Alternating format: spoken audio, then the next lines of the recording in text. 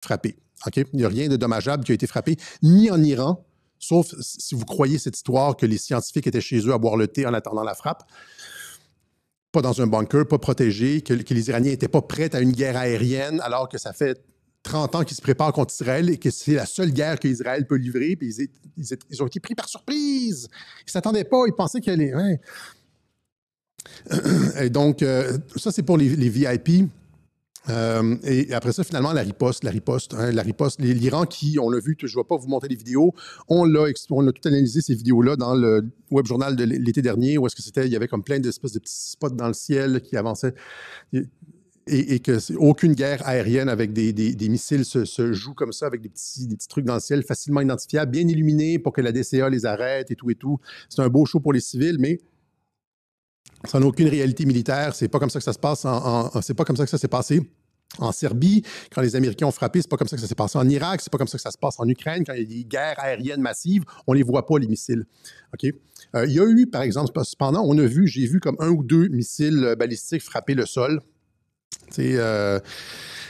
Sauf qu'encore une fois, rien de dommageable n'a été frappé. Rappelez-vous ce que je vous ai dit en début de web journal, c'est-à-dire que, regardez, quand les Américains et les Russes frappent, quel genre d'infrastructure ils ciblent.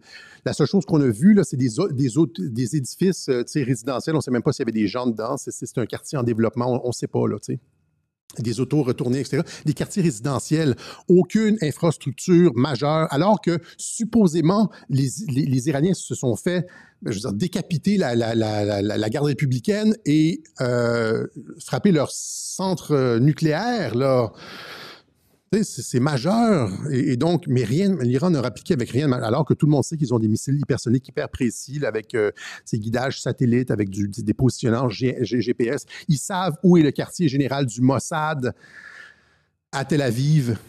Ils savent, ils auraient pu frapper la Knesset, le Parlement israélien, ils auraient pu frapper des usines de purification d'eau.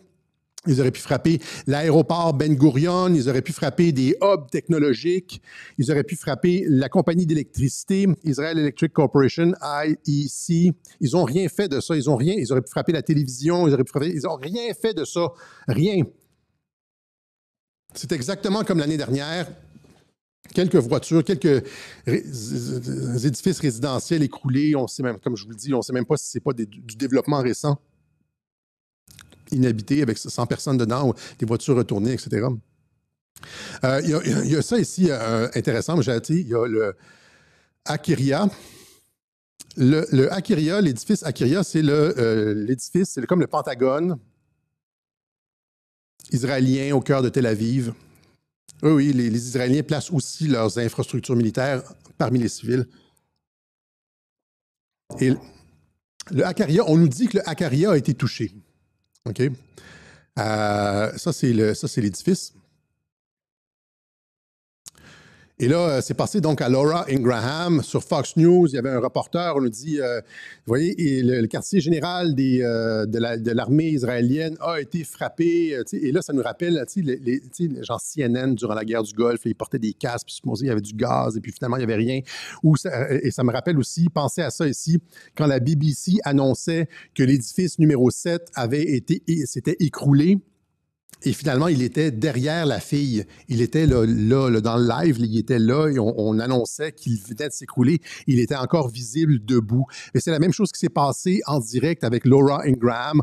On nous a annoncé que le quartier général de l'armée israélienne avait été touché. Et finalement, dans le reportage, on voit qu'il n'y a pas une hostie de vitre de cassée.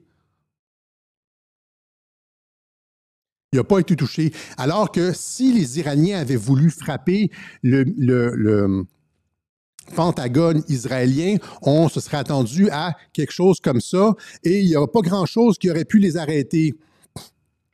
On sait à quoi ressemble une frappe. On sait à quoi ressemble une frappe sur un édifice. Un édifice, après avoir été frappé, n'est pas comme ça, là. Il n'est pas encore totalement intact avec pas une hostie de vitre de cassée. C'est pas ça. OK.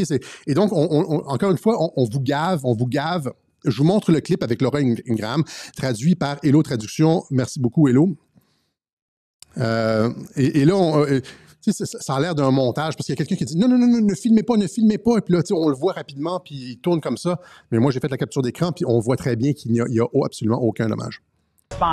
Trey Yingst has been up all night, is standing by with all the details. Trey, what can you tell us? Yeah, Laura, following that Israeli attack against Iranian nuclear facilities and top IRGC leadership overnight and into today, the Iranians have responded with 3 waves of ballistic missiles. This is Israel's version of the Pentagon, the Kiryat. And voilà, la version du Pentagone, le Kiryat, et il est intact, il n'y a pas une hostie de vide de cassé. Et là, quelqu'un dit bougez, bougez, bougez, parce que de sorte qu'on ne puisse pas vraiment examiner. The building on this compound was just hit. Please go back, please, go back, please. You can understand here, it's very tense at this specific location because the Iranians are now... Ouais. C'est un peu... OK, donc le building était... Tu sais, imagine, ils ont sûrement... Tu sais, si j'étais dans les services de renseignement israéliens, j'irais sûrement casser 2-3 vitres là, quelque part dans l'édifice, mais... Pour dire, oui, il y a un éclat, on pourra toujours justifier qu'un éclat est tombé sur l'édifice, comme l'édifice numéro 7, là, il y a un éclat, ils ont reçu des débris, puis finalement, l'édifice s'est effondré. Tu trouves toujours une façon mais une vraie frappe iranienne aurait produit quelque chose comme ça. Et on ne verrait pas l'édifice debout dans le reportage. C'est complètement ridicule. Donc, ils n'ont rien frappé. Ils n'ont rien frappé de ce que les Américains auraient frappé s'ils avaient attaqué un pays de toutes les infrastructures militaires. J'ai comme une liste de cibles, comme j'en sens enfin, là, et il n'y a rien de ça qui a été touché. Il n'y a rien de ça qui... Donc, vous voyez, la question, c'est pourquoi voudrait-on vous faire croire que le site du ministère de la Défense israélienne a été attaqué. Pourquoi on raconte des bobards comme ça? Pourquoi on nous dit que les sites iraniens ont été attaqués alors qu'ils n'ont rien fait? Vous voyez qu'il y a du mensonge, il y a de l'enflure. On vous présente aussi... c'est pas une vraie guerre. Je veux dire, il y a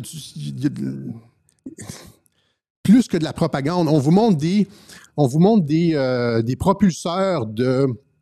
On vous montre des propulseurs de missiles iraniens à Tel Aviv. On avait regardé ça la dernière fois dans le dernier webjournal. Rappelez-vous le propulseur qui tombait littéralement sur une personne et qui la tuait. Là, vous vous rappelez de celle-là? Là, on vous montre des propulseurs. Il y en a quelques-uns comme ça, là.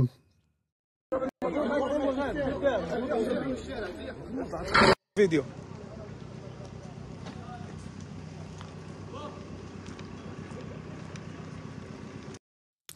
Donc, vous voyez, c'est bel et bien un propulseur qu'on essaie de nous faire avaler, là.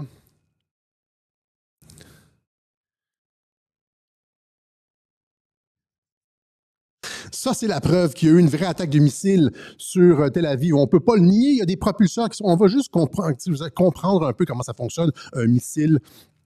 Vous avez ici, donc je vous ai fait un petit graphique, là, OK? Vous avez ici, en orange, l'endroit où ça décolle. Ça décolle de l'Iran. OK?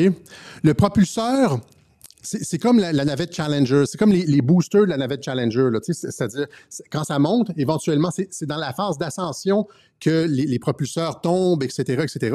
Puis quand on arrive en hauteur, là, la navette part tout seul. Bien, c'est la même chose. Les propulseurs retombent en Iran. Il n'y a aucun propulseur qui se rend à destination, jamais nulle part. Donc, vous voyez ici, Iran... donc, lancement du missile, très rapidement, après comme genre 1 minute à peine, il y a une première séparation. Et là le propulseur tombe.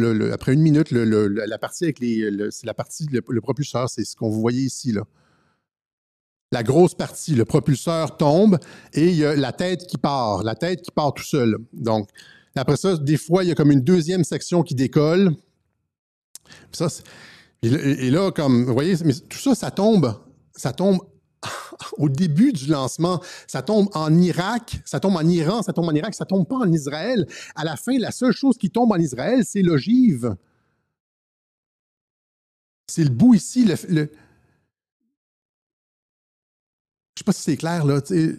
Juste le fait qu'on nous montre des propulseurs comme ça à Tel Aviv, c'est complètement ridicule. C'est encore une fois, c'est du tape à l'œil pour les civils. Vous allez bouffer ça, là. Il y a comme plein de personnes sur YouTube qui vont faire du commentariat en disant qu'il y a une guerre entre les deux, puis c'est comme... c'est dangereux, Israël a frappé le nucléaire iranien alors qu'ils n'ont rien fait, puis que l'Iran, dans sa riposte, a rien fait, puis que c'est exactement comme l'été dernier, c'est du piou-piou-piou. il y a peut-être des personnes qui sont mortes. Il y a peut-être des personnes qui sont mortes. Il y a quand même des personnes à l'intérieur des gens qui nous écoutent là, qui croient que genre, le Mossad a créé le 11 septembre, qu'ils ont été capables de faire ça, puis avec des armes à énergie dirigées, etc. Mais si on explique ça ici, là, ils adhéreront pas, bizarrement. Mais j'ai perdu le fil de ce que je voulais dire. Et il y a même, c'est même fort probable que des missiles israéliens aient frappé, comme on l'a montré, les installations de surface de ces centres nucléaires-là, sauf que les cibles ont été convenues, c'est-à-dire qu'ils les ont laissés passer. La cible, les coordonnées, le package était convenu. Il n'y avait aucune menace. De toute façon, il n'y a aucune menace parce que le nucléaire est enterré. C'est pour ça que les S-400, l'anti-aérien, n'est pas entré en action, parce que les cibles sont convenues. Les cibles sont convenues. Même chose en Israël. Aucune cible d'importance n'est ciblée. Ça tombe dans les terrains vagues, des stationnements. Ça tombe dans des stationnements. Il n'y a aucun édifice majeur au centre-ville qui a été réduit en miettes. Les coordonnées, là, les codes, ils ont probablement le code du missile avec le code de la coordonnée GPS. Le ND 492X-5 a la coordonnée genre 46.59 nord, 22, 24 sud. Puis là, tu le vois, tu peux le suivre à temps. Il y a d'aucune façon, Israël je suis trop... comment je pourrais dire? Je suis sidéré parce que ça, c'est quand tu regardes de près, tu regardes. Je suis sidéré que les gens adhèrent à ce narratif, cette trame narrative-là. Okay? C'est juste ça. J'essaie de convaincre, j'essaie de